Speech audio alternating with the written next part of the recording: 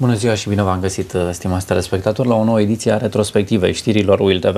Ca întotdeauna, într-o săptămână s-au adunat o mulțime de informații. O să începem însă cu o știre care ne-a preocupat mai mult decât altele, pentru că va transforma Ploieștiul într-o veritabilă capitală a muzicii folk. Este vorba de Festivalul Castanilor. Pregătirile pentru cea de-a 13-a ediție a acestui eveniment sunt în plină desfășurare și au intrat în linia dreaptă. Potrivit organizatorilor, festivalul își va respecta renumele și va aduce în fața publicului, ca și în anii trecuți, nume mari ale muzicii folk, dar și tineri muzicieni talentați care bat la porțile afirmării. Urmărim o știre despre acest subiect și apoi ne întoarcem pentru a afla mai multe de la invitatul meu. Sala mare a Teatrului Toma Caragiu va fi timp de 2 zile, pe 5 și 6 octombrie, în centrul atenției iubitorilor de folk, fie că e vorba de spectatori, de artiști consacrați care susțin recitaluri sau de tineri muzicieni înscriși în concurs. S-au înscris deja până la ora actuală, până astăzi, 10 participanți. Acum nu știm dacă chiar sunt numai grupuri sau soliști. Sunt din întreaga țară, fiindcă el se adresează de fapt tuturor tinerilor iubitori de folk. Va avea loc preselecția sâmbătă, pe 22 septembrie, și atunci vom ști cine urcă în final pe scenă. Din juriu vor face parte nume mari ale muzicii folk, însă unii dintre acești artiști vor urca și pe scenă, unde vor susține recitaluri. Vineri seară vor fi în recital Andrei Păunescu cu trupa sa, va fi Șeicaru și, bineînțeles, Daniel Iancu. A doua seară, seara festivă să zic așa, va fi în recital câștigătoarea de anul trecut și trupele, să zic așa, de forță care vor încheia festivalul va fi trupa lui Mike Godoroja cu Blue Spirit și va fi Baniciu.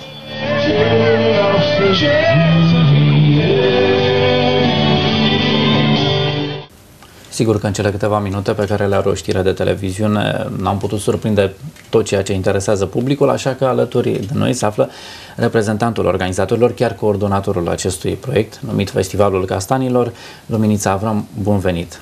Bine v-am găsit și mulțumesc pentru invitație. Și noi mulțumim deopotrivă că, în ciuda numeroaselor agitației aferente unui asemenea eveniment, de o asemenea învergură, v-ați făcut timp pentru a veni în platoul retrospectivei știrilor și pentru a ne spune mai multe despre ce înseamnă această 13-a ediție a Festivalului Castanilor. Înseamnă categoric că e deja o tradiție, un festival aflat la al 13-lea an în care se desfășoară, e un festival pe picioarele lui.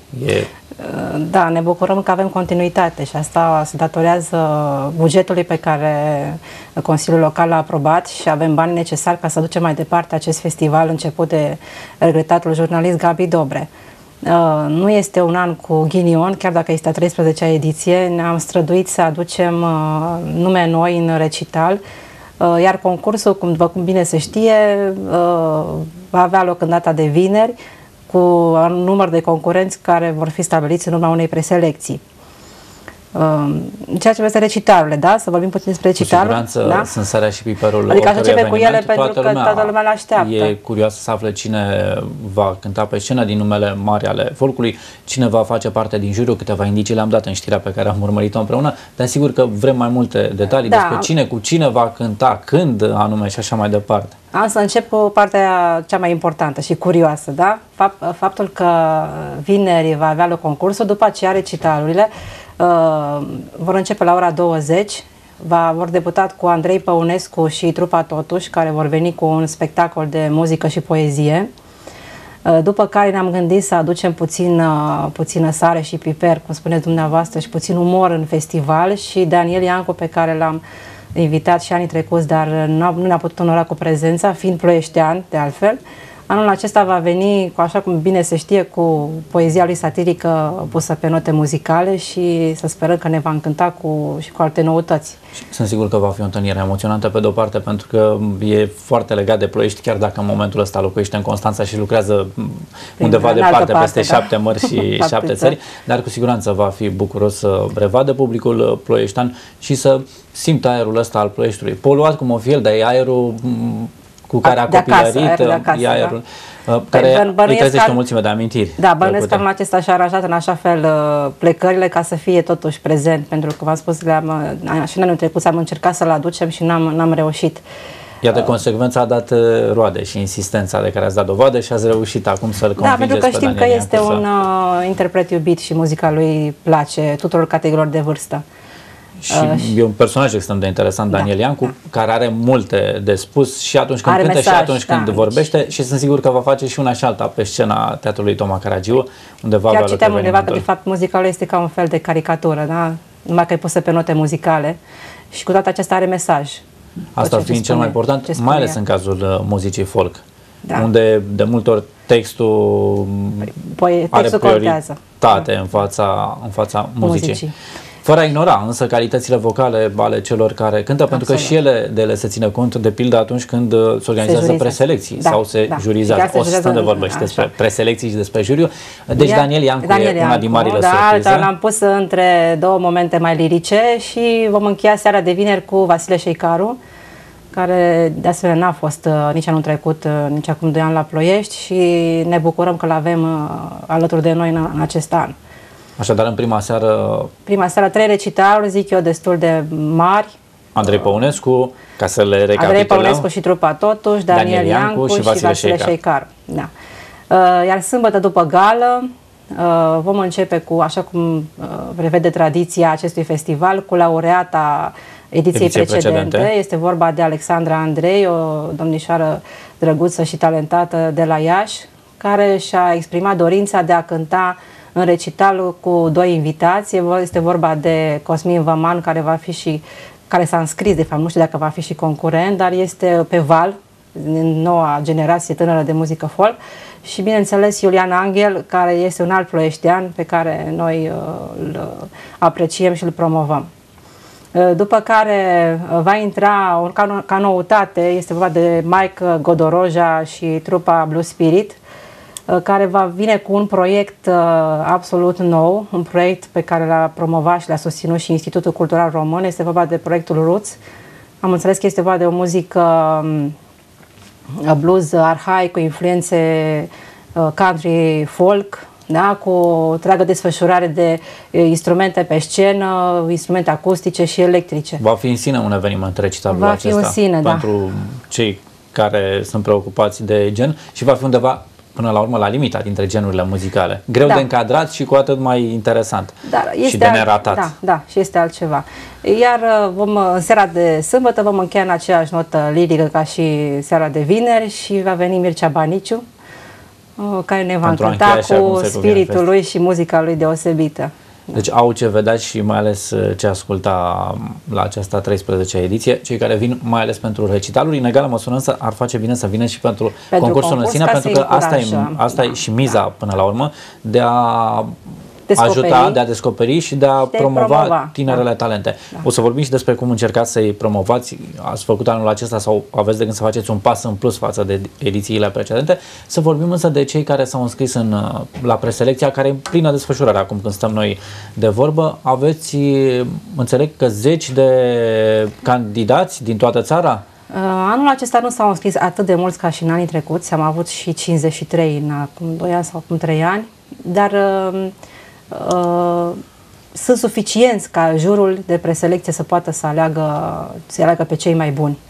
Avem în schimb înscriși din toată țara, este vorba de Brașov, Constanța, Baia Mare, Târgu Jiu, Zlatna, Dej, Cluj, Brașov, Ploiești, da? Deci am acoperit toată area geografică a României. Și să vedem în juriul ce va decide. Juriul e același care va decide și câștigătorii, juriul care organizează preselecția? Nu, avem un juriu care se ocupă de alegerea celor care vor intra în competiție și apoi juriul cel mare, da? Cel care hotărăște cine ia marele premiu. Vorbim și despre premiu cu siguranță. Din cine a alcătuit juriul mare? Că aici juriul mare. Interesul. Președintele jurului este Mihai Cosmin Popescu, realizatorul emisiunii Omul cu chitara de la Radio România Actualități. Proiectul lumea care urmărește festivalul de 12 ani își va pune întrebarea de ce nu este Titus Andrei, pentru că Titus Andrei a fost președinte în fiecare an și este prietenul acestui festival, numai că anul acesta a coincis cu Festivalul Dan Spătaru și am înțeles că s-a implicat foarte mult în organizare și nu a putut să vină la Festivalul Castanilor, dar ne-a sprijinit și este alături de noi. Deci Mihai Cosmin Popescu, președintele juriului. Domnul Viorel Gavrilă, da, compozitor pe care știe toată lumea și fiind și mai ales ploieștenii. Da? Domnul Corneliu Irimia, directorul Filarmonicii. La fel cunoscut atât în calitate de director al Filarmonicii, cât constat eu în ultimii ani când avem de-a face cu tot mai multe vedete sau tinere speranțe, și în calitate de pedagog, de profesor de canto, extrem de apreciat, și foarte multe dintre tinerele interprete și tineri interpreți au trecut pe la orele profesorului Corneliu Irimia. Da. Mircea Baniciu și Daniel Iancu. Deci sunt 5 membri aici, da, sunt 5 Mircea Baniciu și Daniel Iancu vor veni în dublă calitate de această dată. Daniel Iancu, dacă tot v-a făcut să așteptați, acum acum a acceptat și să susțină recitalul, dar și să jurizeze. Să parte din juriu, da. Sigur că va fi un juriu sever, așa încât nu fac griji că nu-i vor alege pe cei mai buni dintre concurenți. O sarcină dificilă au însă și cei care trebuie să organizeze preselecția. Sarcină a lor, da. Care trebuie să aleagă cine urcă pe scenă și cine nu. Mi-ați explicat înainte de a intra în emisiune că aveți un număr maxim de concurenți în funcție și de bugetul alocat festivalului și de timpii pe care aveți la dispoziție, însă juriul poate hotărâ ca pe scenă să urce mai puțin dacă se întâmplă ei consideră, dacă ei consideră că nu se ridică la nivelul pe care îl cere un asemenea festival, e posibil să desemneze mai puțini concurenți. Deci am putea avea până la câți anul acesta? 20 maxim. Cel mult 20. După cum e posibil să fie doar 10 dacă juriul care organizează preselecția va hotărâ că nu sunt... Nu am avut niciodată 10 concurenți. În fiecare an s-a pus problema din numărul mare de concurenți, cum să facem să le dăm posibilitatea să vină la Ploiești tuturor celor talentați, și chiar au fost probabil că mai mulți decât am putut noi să acoperim ca număr de concurenți. Ideea festivalului asta și fiind să încurajeze pe tinerii care agrează genul, care încearcă să-și crească drum în muzica folk. Mai puțin populară, să zicem, în ultima perioadă, sau nu neapărat, dar mai puțin promovată. Asta cu siguranță. Da, dar cine iubește muzica folk știe foarte bine că există un underground. Deci este în underground muzica folk pentru că nu este cunoscută, dar ea nu s-a oprit. Ea continuă și sunt festivaluri, foarte multe festivaluri în țară. Înțeleg că sunt din ce în ce mai populare cluburile în care se cântă, măcar în seriile de weekend, muzică folk, dacă nu cumva seara de seară. Da, au găsit o nișă prin care ei să poată să-și valorifice arta. Da. Vom avea așadar mai mult de 10 concurenții pe scenă. Vom avea și un juriu care va evalua calitățile acestora și care va acorda premii. Ce premii? Câte premii? Ce valoare au premiile? Premiile sunt aceleași care au fost și anul trecut. Este vorba de marele premiu, în valoare de 2000 de lei. Este vorba de premiul de interpretare solist, în valoare de 800 de lei, premiul de interpretare grup, în valoare de 1600 de lei, premiul de popularitate, maestrie instrumentală și creație, toate în valoare, deci fiecare de valoare de 800 de lei. Iar în afară de aceste premii, mai avem un premiu al unui sponsor care în fiecare de 2 ani și-a exprimat dorința de a acorda un premiu separat. Special, da? Da, și este vorba de premiul Gabi Dobre, oferit de familia Dobre ca în fiecare an. Fiecare dintre ele e mult răvnit, presupun că toți ochii sunt pe câștigătorul Marelui Premiu, în ideea și că acesta va avea parte de mai multă promovare. Ce se întâmplă cu câștigătorii de la Festivalul Castanilor? Că e interesantă și traiectoria lor. Am văzut că sunt evenimente cu tradiție încă mai bogată, unde câștigătorii nu neapărat și reușesc să ulterior să confirme sau să-și facă loc în industria asta muzicală, ale cărei reguli la noi cel puțin sunt greu de înțeles. Mă gândesc că avem câștigătoare la Mamaia, în muzica ușoară, care n-au reușit să facă performanța așa cum ne-am fi imaginat odată ce au câștigat Marele Premiu. Ce se întâmplă cu câștigătorii Marelui Premiu de la Festivalul Castanilor? Știu că le dați ocazia la ediția următoare să susțină un recital alături de alte vedete, de practic. Deci, să fie pe afiș cu alături de nume mari. Urcă pe scenă cu același statut ca artiștii consacrați. Dar în afară de asta, ce se mai întâmplă cu ei? Sigur că fiecare își croiește drumul singur. Și cartea de vizită pe care stă înscris Marele Premiu la Festivalul Castanilor ar trebui să-i ajute. Dar a funcționat în cazul tuturor sau în cazul celor mai multor? dintre câștigători? Fac o paranteză. Festivalul Castanilor, să spun din ceea ce spun alții, deci nu este concluzia mea personală.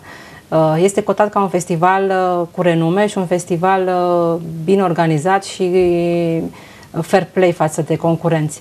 Deci are o greutate în CV-ul lor. Ce se întâmplă cu ei? Eu cred că fiecare încearcă să crească un drum și fiecare încearcă la un moment dat să ajungă nume mari în muzica folk. Ar trebui să-i sprijinim și noi și în acest sens chiar vă povesteam înainte de a intra în emisiune.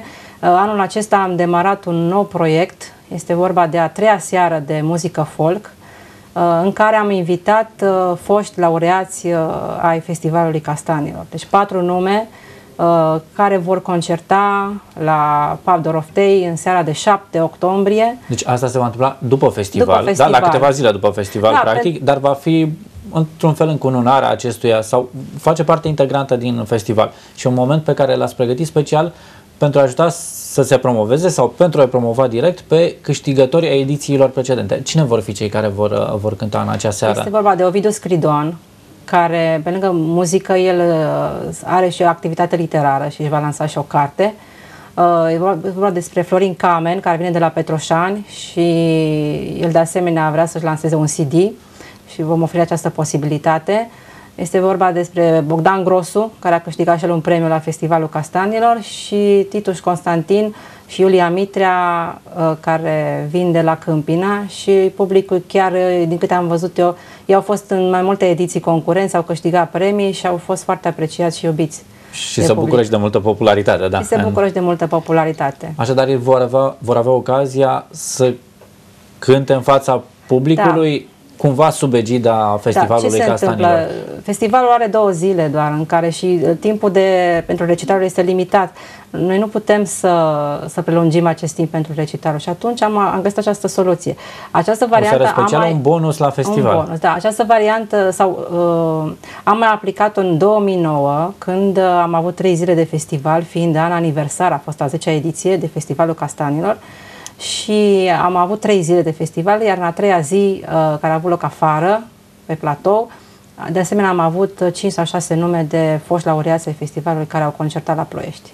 În fața unui public numeros, fiind vorba de spectacol în aer liber, altă atmosferă. Da. Din păcate, condițiile meteo nu cred că or să permită n-ar fi permis anul acesta o asemenea desfășurare de forțe.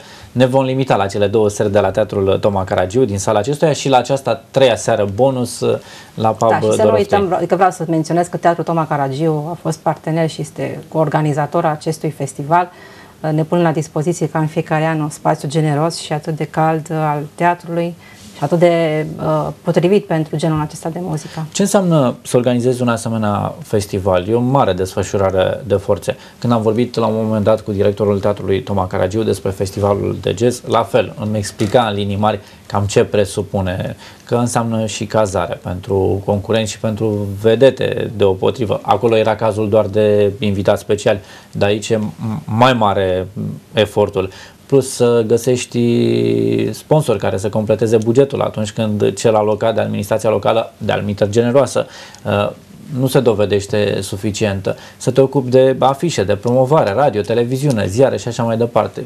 O listă întreagă, da? O listă întreagă pe care ne-o facem la început, înainte cu aproape 2 luni de a demara festivalul, la care bivăm fiecare punct, da? Exact cum spuneați. În primul rând trebuie făcut un regulament. Da, după aceea trebuie trimis regulamentul către concurenți și mediatizat la nivel național. Primirea fișelor de înscriere și a înregistrărilor, preselecție, găsirea sponsorilor, care, după mine, este partea cea mai grea, da, să convingi sponsorii. Cred că întotdeauna să faci rost de bani e cel mai greu. Da, să vină alături de noi și avem sponsori, după cum lumea o să poată să-i vadă pe afișe, avem sponsori care sunt fideli de ani de zile acestui festival. Tratativele cu vedetele, cu artiștii care... Da, negocierea onorariilor, afișele, bannere, tot partea de publicitate, parteneriate cu mass media, dar am avut deschidere din toate părțile și eu mă bucur că și mass media ploieșteană toată este alături de noi. Da, înțeleg că aveți destui prieteni și în București, adică la radiourile și televiziunile centrale, așa încât puteți conta și pe sprijinul acestora. Fiind vorba de un festival național, e foarte important ca mesajele festivalului și tot ceea ce înseamnă promovare să ajungă mai în toată de țara. Da. granițele Ploieștiului. Da. Și drept dovadă că are impact și că a devenit deja cunoscut, stă și numărul mare de concurenți care se înscriu și care participă la preselecții. Să le explicăm telespectatorilor că preselecțiile nu sunt cum și-ar fi imaginat cândva, vin artiștii și cântă în fața jurului, ci ați preferat o altă, mi-ați și explicat de ce, o altă metodă, cea ca ei să transmită înregistrări pe care să le urmărească juriul, având în vedere și că ar însemna pentru ei un efort în plus să vină de departe, să se cazeze, să cheltuiască niște bani. Da, din ce zone ale țării avem înscriși. Ar trebui să vină să facă un efort material și chiar fizic, da, să vină până la Ploiești, să susțină un recital în fața jurului de preselecție și dacă nu sunt admis să se întoarcă acasă. Și pentru noi ca organizatori este mult mai simplu așa, pentru că avem timp să ne organizăm partea de cazare, știm exact câte persoane rămân în festival, partea de masă și în fiecare noi așa am procedat. Avem și posibilitatea, dacă cineva dorește să vină să fie audiat live, în regulament scrie că acest lucru este posibil. Deci la ora la care expresă, da, la ora la care noi am stabilit se desfășoară acum preselecția, cine dorește poate să vină și să fie audiat și live. Și în fiecare an au fost care au venit. Probabil cei care locuiesc în preajmă preferă să vină și să cânte live. Sau cei care nu au posibilitatea să registreze în condiții optime, au preferat să vină live. Să facă această călătorie la Ploiești și să cânte în fața jurului care va decide. Deci în weekendul ăsta aflăm câți concurenți vom avea pe scenă. Când aflăm de unde ne cumpărăm bilete, cât costă și așa mai departe. Sau se știe deja că le vom cumpăra de la Agenția Teatrului? Da, deci teatrul va pune la dispoziție bilete săptămâna viitoare, cred. Dar nu vreau să vorbesc în numele Deci cât de curând vor fi puse în vânzare? În momentul în care vor fi distribuite afișele în oraș, asta se va întâmpla săptămâna viitoare, începând de marți, probabil că și teatrul va avea biletele puse la dispoziție. Teatrul Ploieștean are un sistem de achiziție online în cazul biletelor. Probabil că asta va fi soluția pentru cei care din București sau din alte orașe vor dori să vină la festival. Pot rezerva online și eventual chiar achita sau plăti la momentul ridicării biletelor. Din experiența anilor anteriori, e bine să-și cumpere lumea bilet din timp? Sau își pot permite să lase pe ultima 100 de metri? Să nu lase pe ultima 100 de metri, având în vedere și recitalurile care sunt anul acesta, ca în fiecare an. Prețurile cum sunt? Prețurile, din câte am înțeles, sunt 25 de lei biletul între... Pentru o seară? Da, pentru o seară și 15 lei biletul pentru elevi, studenți, pensionari. Cei care beneficiază de reduceri. Da. Există pachete sau își cumpără pur și simplu pentru ambele seri bilete, pentru ambele seri, da? Adică 50 de lei, biletul cel mai scump, pentru ambele fără reduceri pentru ambele seri, bani în care au parte și de un concurs pe cinste, dar și de o mulțime de recitaluri extrem de interesante, de la Mircea Baniciu sau Daniel Iancu până la Mike Godoroja cu Blue Spirit și toți cei care vor, Vasile Șeicaru și toți cei care vor mai cânta acolo. Mulțumim foarte mult pentru prezența în emisiune și vă așteptăm și în alte împrejurări pentru a vorbi despre evenimentele pe care Casa de Cultură Ioan Luca Caragiale a municipiului Ploiești le organizează. Vă ținem pumni și suntem siguri că o să iasă foarte bine. Deja cred că după ce se va încheia putem discuta de ediția cu numărul 14, că pregătirile cam așa încep. Măcar primele idei se conturează imediat ce se încheie. Deci ne facem baza de date, da? Cu ce s-a întâmplat.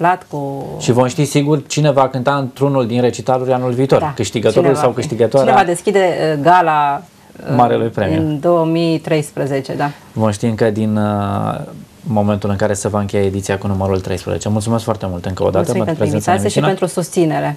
Mulțumim mult. Continuăm retrospectiva și vorbim despre un alt eveniment care a mobilizat multă lume săptămâna aceasta. E vorba de clopoțelul care a sunat prin școli dând apelul elevilor după 3 luni de vacanță în peste 700 de școli din Prahova. Bobocii de clasa 1, dar și colegii mai mici de la clasa 0 au intrat cu emoție pentru prima dată pe poarta școlii, însoțiți de părinți sau bunici, la fel de emoționați ca și ei.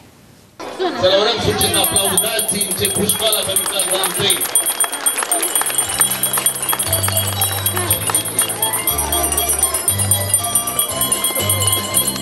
Nu doar micuții deveniți de azi școlari și părinții lor au avut emoții, ci chiar și cadrele didactice, pentru care fiecare început de an școlar înseamnă o nouă călătorie în care le vor fi ghizi elevilor pe drumul cunoașterii.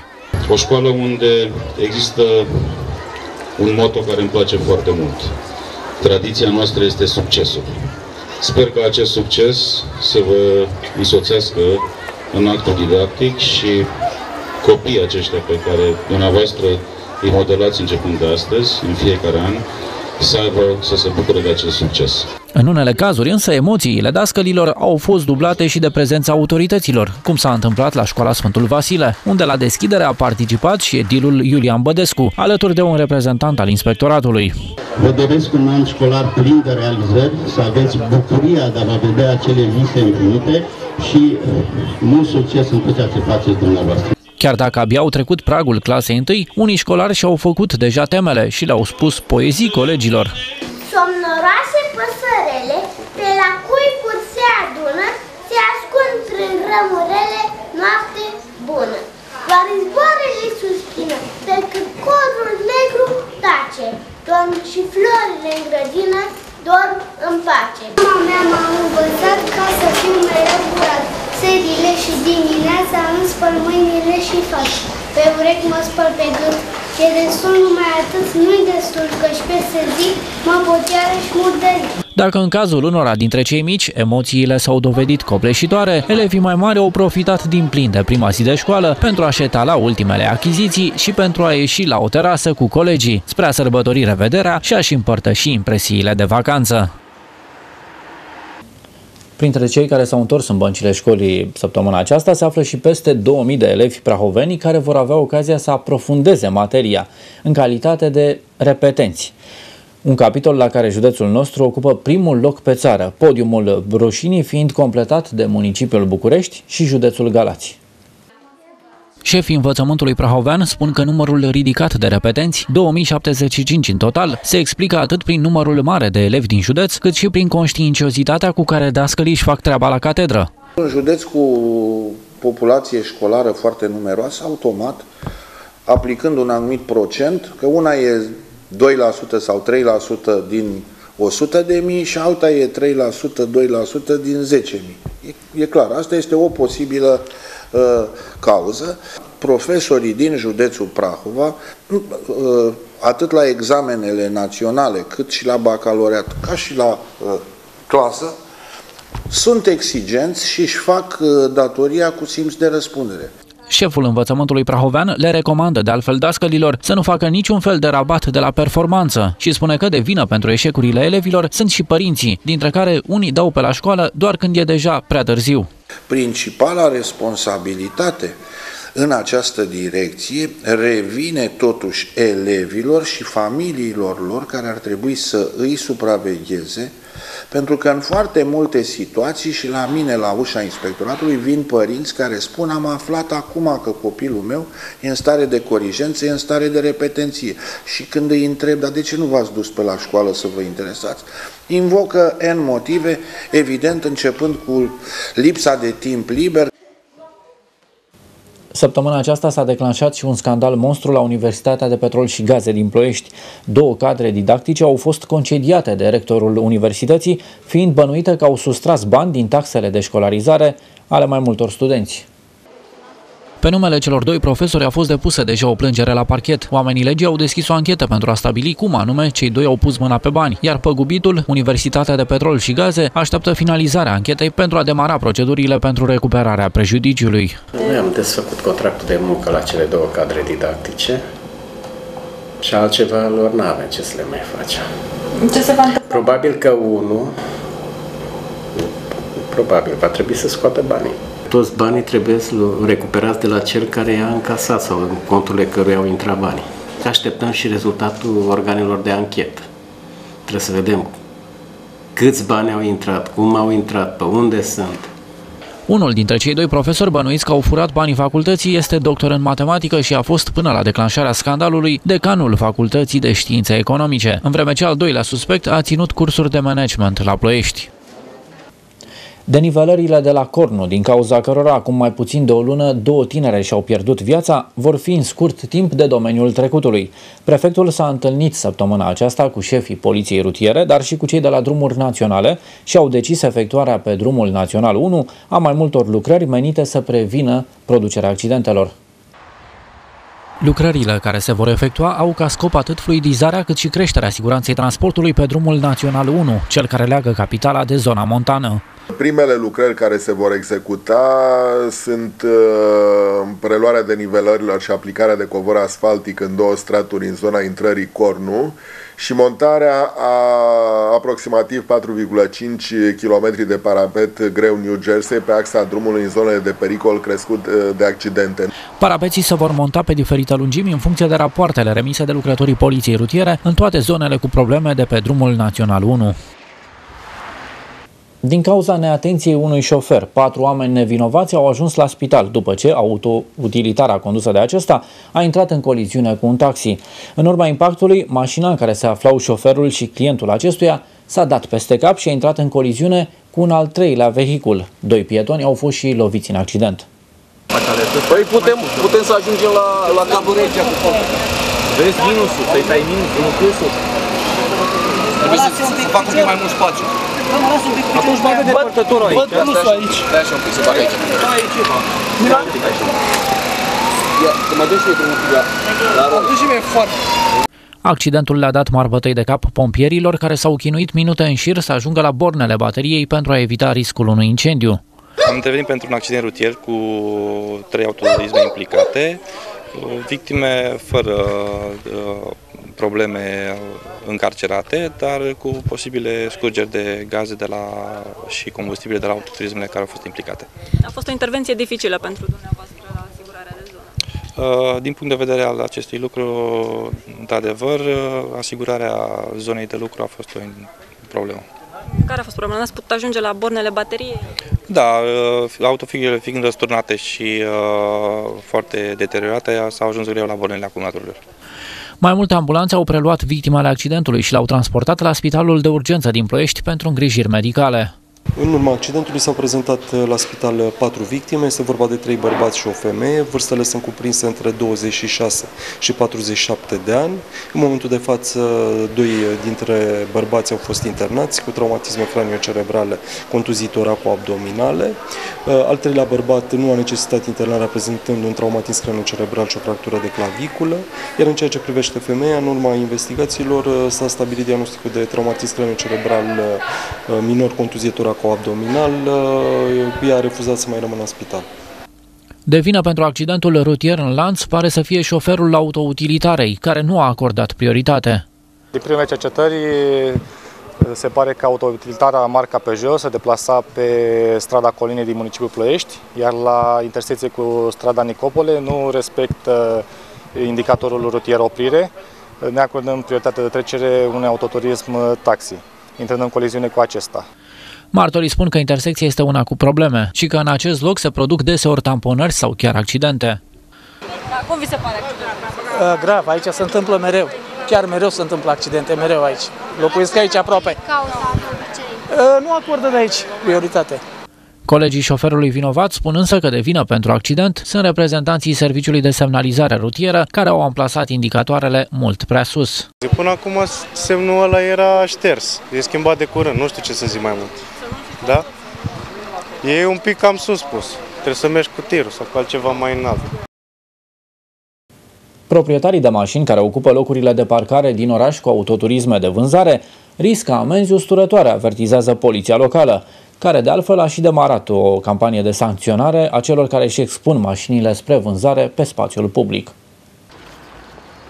Lucrătorii poliției locale au luat deja la rând parcările din zona de nord și vest a orașului, somându-i pe proprietarii acestor mașini să-și mute autoturismele de pe domeniul public. Până la acest moment, peste 50 de proprietari au fost înștiințați să ia măsuri de mutare a autovehicului pe un teren privat, special amenajat pentru desfășurarea de activități comerciale.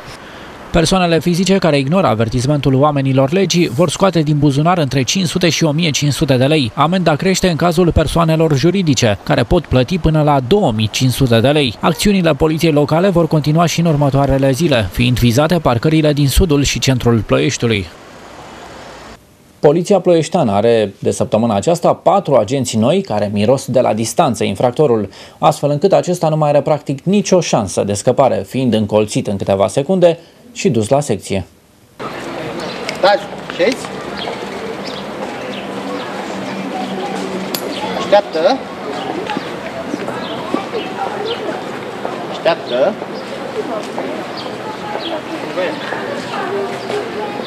Așteaptă. Spurcat.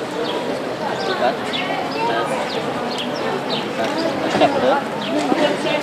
Aici.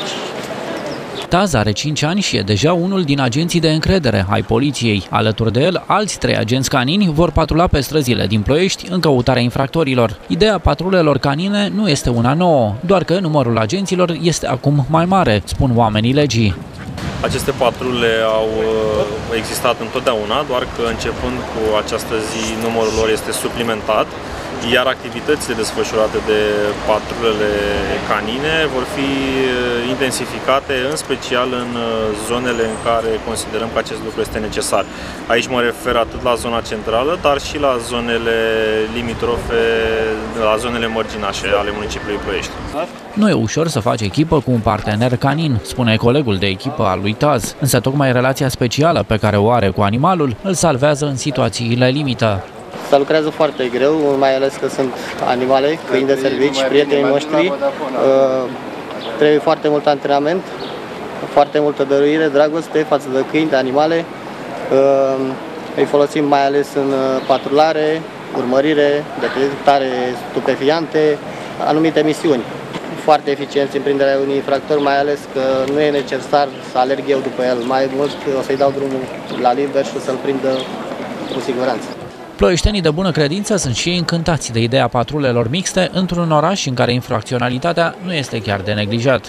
Credeți că sunteți mai în siguranță dacă știți că sunt și câini polițiști pe stradă? Da, bineînțeles, sigur, da. Lipseau până acum? Păi să știți că lipseau, că mi s-a întâmplat mie, m-am întâlnit cu oameni pe stradă și tabără pe tine, dă și mie bani. Păi, băi, de ce să-ți dau? Și da, e foarte bine că o să fie prins mai repede infractorul așa, nu? Absolut. Pentru ca echipa de agenți să fie la înălțime, este însă nevoie de multe ore de antrenament pe zi. Un cangur pe nume Luca este cel mai nou locatar al grădinii zoologice de la Bucov. Luca are în jur de 4 ani și a venit la pachet cu 3 lupoaice tinere de la o grădină zoologică particulară din Suceava. Cangurul este deocamdată în carantină alături de Matei, cel donat în urmă cu aproximativ 2 săptămâni de un om de afaceri prahovean. Da, îi țineți aici în carantină? Da, îi ținem o perioadă până se obișnuiesc, până nu mai sunt stresați, până se acomodează. Da, sunt liniștiți, sunt agitați? Liniștiți, calmi, nu trebuie stresați, nu trebuie gălăgie multă la ei. Ce hrană le aduceți aici? Fructe, legume și salcie, crengi de salcâm, granule speciale. 15 zile mai au de stat cei 2 canguri departe de privirile vizitatorilor grădinii. Ca să se asigure că animalele nu mai sfârșesc sub colții maidanezilor, administrația parcului a luat măsuri suplimentare de siguranță. S-a schimbat plasa. În exterior s-a montat altă plasă, asta nu exista înainte, da? Și s-a schimbat plasa aplecătoarea care este spre interior. Asta e modificarea care s-a adus la adăpostul de canguri. După cum vedeți, este mai înalt de 1,80 m, deci cam 1,90 m. Sperăm să nu mai avem surprize, să mai sară ceva la... Nu prea mai sunt șanse acum ca un câine maidanez să... Șanse zero. Cele 3 lupoaice pentru care parcul a plătit 6.000 de lei pot fi deja admirate de vizitatori. E drept, animalele sunt cam scumpe la vedere, însă îngrijitorii spun că timiditatea lupoaicelor va trece când se vor obișnui cu noua lor locuință. La doar 15 ani, o tânără din Ploiești se anunță deja drept o candidată serioasă la statutul de vedetă, pentru care o recomandă atât talentul, confirmat de premiile obținute la numeroase concursuri, cât și popularitatea de care se bucură printre colegii săi de generație. Cristina își amintește și acum cu plăcere primele cântece, învățate alături de bunica sa. Primii pași spre o carieră muzicală i-a făcut însă alături de profesorul de canto Corneliu Irimia, sub a cărui îndrumare vocea sa a câștigat în culoare, timbru și nuanță, reușind acum să impresioneze cele mai exigente jurii. Sincer, nici nu mai știu de când am început să cânt, pentru că fac acest lucru de foc când eram foarte mică.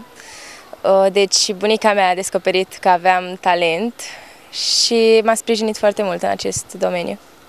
Rebelă și dornică de a încânta prin vocea ei, ploieșteanca nu ratează nicio ocazie de a participa la diverse concursuri, de unde se întoarce de fiecare dată cu premii, astfel că planurile sale de viitor de a ajunge pe scene importante alături de propria formație au toate șansele să prindă viață.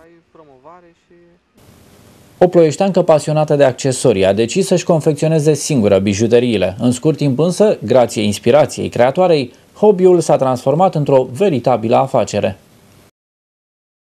Totul a început cu doar câteva luni în urmă. Din dorința de a avea bijuterii unice, cu care să se poată înnoi oricând dorește, ploieșteanca s-a pus pe treabă. Înarmată cu clești, sârme și mărgele, care mai de care mai colorate și mai atrăgătoare, acesteia nu i-a trebuit mult să plămădească primele creații. Pasiunea a început de câteva luni, cam din primăvară, când parcă prins idei. Fiind tot înflorit, înverzit, am zis hai să încep ceva nou. Pasiunea a început mulțumită ideii că sunt fată și îmi plac bijuteriile foarte mult. Am văzut foarte multe persoane care poartă așa ceva, inclusiv în mass media, în televiziune, am văzut că se promovează aceste bijuterii și am zis să încerc. Satisfacția tinerei vine și din faptul că bijuteriile sale sunt unice, iar refuzând să copieze creațiile altor artiști. Deosebite sunt pentru că sunt unice. În general, când faci un lucru handmade, e bine să-ți folosești ideile tale, nu să iei de la altcineva. Asta ar însemna să creezi în serie, chiar dacă nu-i făcut de aceeași persoană. De asta prefer să nu copiez pe altcineva și chit că trece o lună de la un lucru la altul făcut de mine, dar prefer să stau să-mi vină ideile mele. Potrivit creatoarei, în ultima perioadă, tot mai multă lume alege astfel de accesorii, clienții fiind încântați atât de varietatea modelelor, cât și de prețul mic al acestora. Cum le putem asorta? Cu ce le putem asorta? Merg cu orice ținută? Cam cu orice ținută. Aici ține de fiecare persoană în parte, cum se îmbracă și în funcție de culori, de toaletele pe care și le aleg, își pot alege și bijuteriile. Avantajul handmade sunt prețurile, care nu sunt foarte mari, și atunci poți să-ți iei mai multe perechi de cercei, mai multe inele, mai multe coliere și în momentul ăla ai o gamă variată de accesorii pe care să le porți. Dacă deocamdată artista își vinde creațiile doar cunoscuților, încurajată de succesul bijuteriilor sale, în curând ea plănuiește să-și deschidă propriul butic, unde se poate comercializa toate produsele pe care le realizează. Mii de jucării au invadat zilele trecute sala sporturilor. Bazarul copiilor a reunit și de această dată zeci de prichindei veniți pentru a vinde sau pentru a face schimburi de jucării, dar mai ales pentru a învăța arta negocierii și în același timp pe cea a generozității. La orice produs cumpărat primiți o revistă gratis. Cu tarabe improvizate, cu jucării aduse de acasă și cu cele mai trăznite oferte, micii comercianți n-au ratat nicio ocazie pentru a-și vinde marfa. Fie că au lăsat la preț, fie că au luat alte jucării la schimb, important este că nimeni n-a plecat dezamăgit acasă. E prima dată când participi la bazar? Este a doua oară. Și cum ți s-a părut prima dată? Foarte frumoasă. Se pare o idee bună, nu? Da. Am cumpărat, am vândut. Ați negociat? Da. Sunt jucării care practic ție nu-ți mai trebuie sau care nu vrei să... Da, nu mai îmi trebuie. Și ce ai vrea în schimbul lor? Bani. Ce prețuri ai pentru copii? 5 lei, 10 lei, 2 lei. Asta costă 7 lei. Doar atât? Da, cam așa. Și eu știu dacă vine, să zicem, o domnișorică, mai negociezi, mai lași la preț? Păi nu prea am jucării de fete. Dar pentru băieți mai lași la preț? Da. Cum te conving să mai lași la preț? Nu știu. Merge vânzarea așa? Merge bine. La mine merge foarte bine. Ce ați vândut până acum? Păi mai multe chestii. Am avut în total 83, mai avem 22. Oho, în doar atât de puțin timp? Da. Și practic cei care cumpără 2 produse primesc? 2 bomboane. 4 bomboane. La un produs 2 bomboane. Da. Cum ți-a venit ideea asta cu bomboanele? Păi să atrag clienții, nu avem ce să facem cu bomboane. Îmi place foarte mult aici. Ce jucării ai adus astăzi? Păi am adus și peștișori și hăinuțe. Și cum merge vânzarea? Foarte bine, am vândut multe jucării. Pentru Ștefan Pascu, unul dintre cei mai inventivi comercianți, jucăriile au și o valoare sentimentală, așa că, pe lângă jucărie, cumpărătorul se alege și cu o poveste, gratis. Cum ai ales numele jucăriilor? Am pus așa astea pe numele, pe Pen.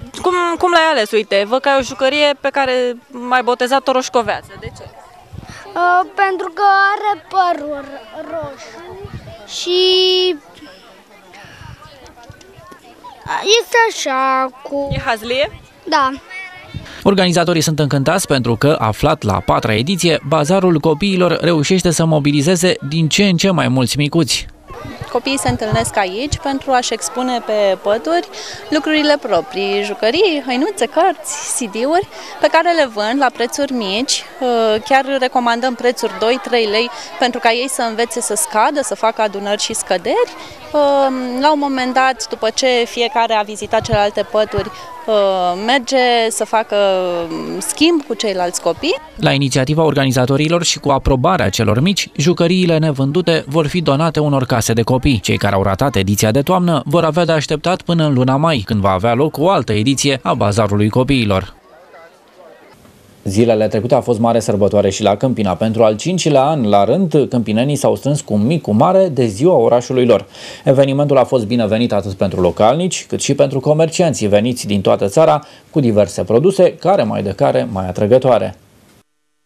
Vânzători ambulanți, pictori, actori sau pur și simplu amatori de distracție. Cu toți au încercat să dea culoare marelui eveniment. Nici nu e de mirare, însă primăria a cheltuit peste 2 miliarde de lei vechi pentru ca totul să iasă ca la carte. Avem produse foarte bune, de calitate, pastramă, cârnăciori mici, hamsie foarte bună, lucrăm numai cu personal de calitate. Să înțeleg că abia ați făcut față comenzilor. Da, da, chiar prețurile? Prețurile, eu zic că sunt foarte bune și destul de acceptabile pentru toți clienții, pentru toată lumea. Oamenii se bucură foarte mult atunci când văd personaje, când văd oameni, când văd artiști care interacționează cu ei. Asta e, ce să zic, bucuria lor cea mai mare. Așa, sunt foarte multe momente artistice în care vin și se desfășoară diversi artiști, dar sunt un pic departe. Ori în momentul în care comunică un pic cu ei, coboară, să zicem așa, de pe mica scenă și interacționează, este mult mai cald, mai apropiat, mai prietenos. Cei care simt și poate puțin din cei care ne cunosc se opresc și... Se opresc și atât? Nu numai, dar ideea că poate nu se așteaptă să găsească și lucrări de o altă valoare, nu numai ca la târg. Spre seară, muzica de bună calitate a fost cea care a preluat conducerea. Cu băieții de la Direcția 5 în rol principal, atmosfera de petrecere a atins cote maxime. Iar ca imaginea să fie una completă, la final, sute de lampioane au luminat cerul pentru câteva minute.